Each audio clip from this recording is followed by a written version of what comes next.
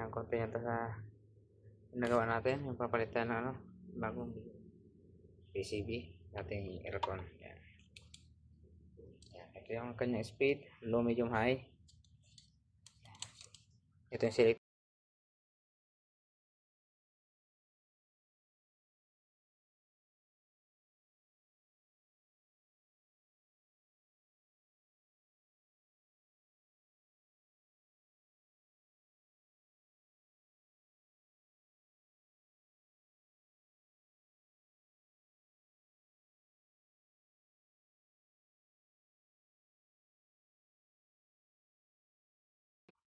I-remote natin.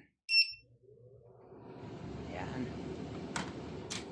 Dito makikita yung kanyang temperature dito sa loob, sa display niya dito makikita.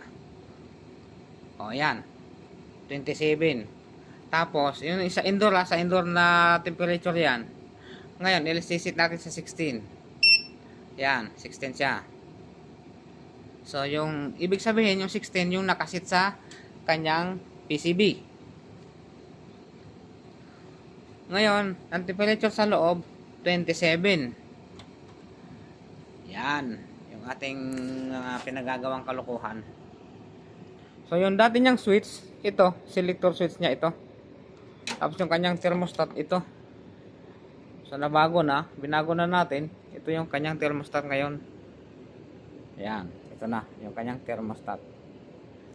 So, para hindi siya masyadong marami connection dito, dyan, pinadaan natin sa kanyang dito, terminal block. Ayan. Terminal block 1, terminal block 2. Ayan, yan. So, ito existing niya na wire. Ito, dito. Supply ito sa ano, sa swing. Ito sa kanyang swing. So, ito, testingin natin pagdikitin to, dalawang to. Okay, inirekta ko na lang ito dito. Ayan. Gumagana na yung kanyang swing. Ayan. So, yung swing natin, manual lang kasi.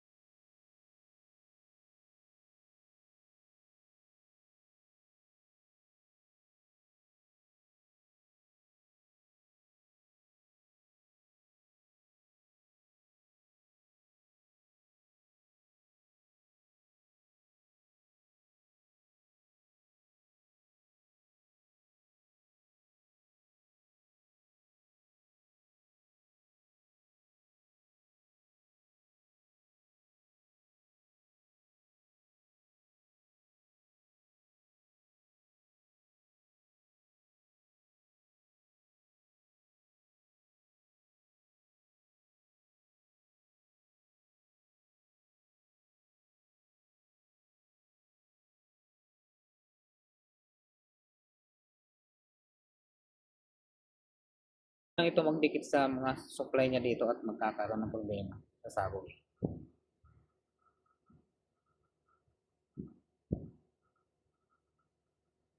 So, ayan, kakapalo lang ng kanyang thermostat. Yan, kapapalo lang yan. So, ang display na ito, ilalagay natin dito. Yan. Katulad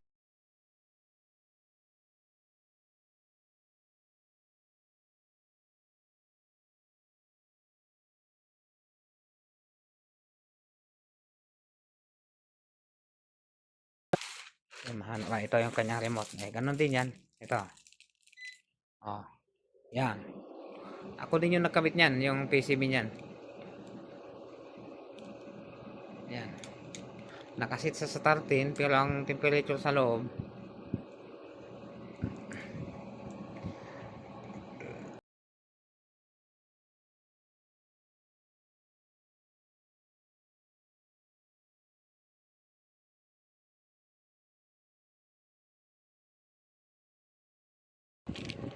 ang temperature sa loob ay ilan? 19.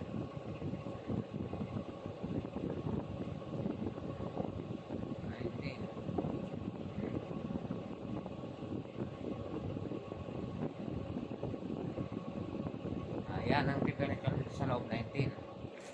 Pero nakasit siya sa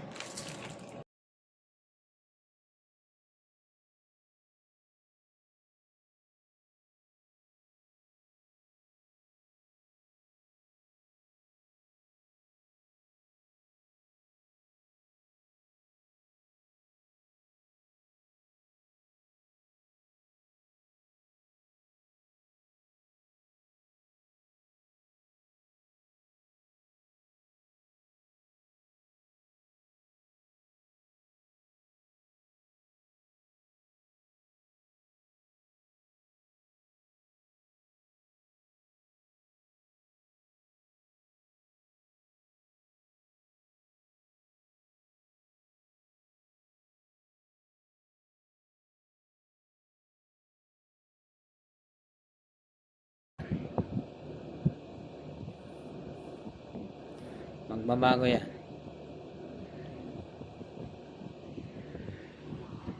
Tingnan nyo, inangat ko lang yung kanyang display. Ayan o. Naging 2490 pesos sa loob kasi nabubugahan siya dito. Nakakarandal siya ng lagi. Yan. Yung nga boss, yan. Okay na. Tapos na. Yan. Finish na naman.